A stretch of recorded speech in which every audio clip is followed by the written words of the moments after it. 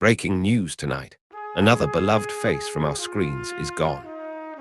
Michael Byrne, the actor you knew as the ruthless Nazi in Indiana Jones and the Last Crusade, and as the dark wizard Grindelwald in Harry Potter, has died at the age of 82.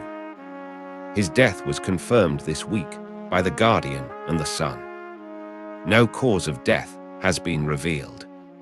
But his passing marks the end of a career that spanned over 5 decades and touched millions of us without us even realizing it. Today, we remember the man behind those unforgettable villains.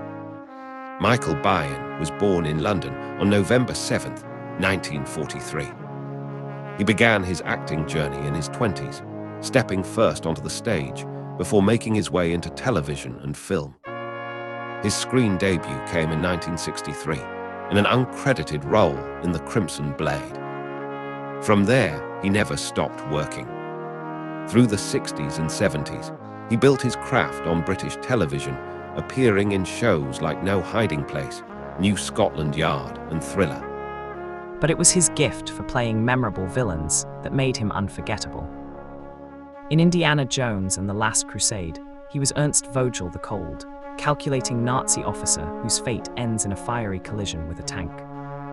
It's a death scene fans still talk about decades later. In Braveheart, he played Smythe the soldier who commits an unforgivable act against William Wallace's wife and pays for it with an axe to the back. A small role, but one audiences never forgot.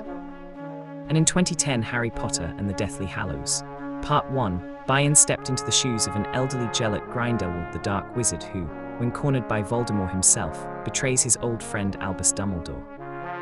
A quiet, chilling performance in one of the franchise's most beloved films. But Byrne was far more than just a villain for hire. British audiences knew him closer to home too as Ted Page, the long-lost father of Gail Platt, on the iconic soap opera Coronation Street.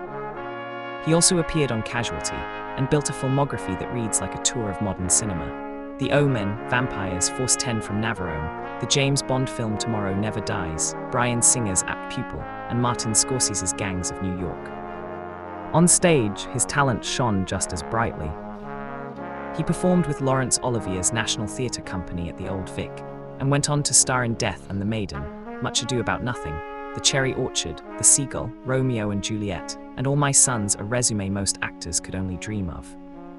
Michael Byrne is survived by his ex-wife, Carol Nimmons, who cared for him in his final years, his daughters Tara and Bryony, and his grandchildren Tom, Chloe, and Jasmine. Since the news broke, fans across social media have been paying tribute, many remembering him simply as one of the greatest screen villains British cinema ever produced. Not because he was loud or over the top, but because he made you believe every second of it.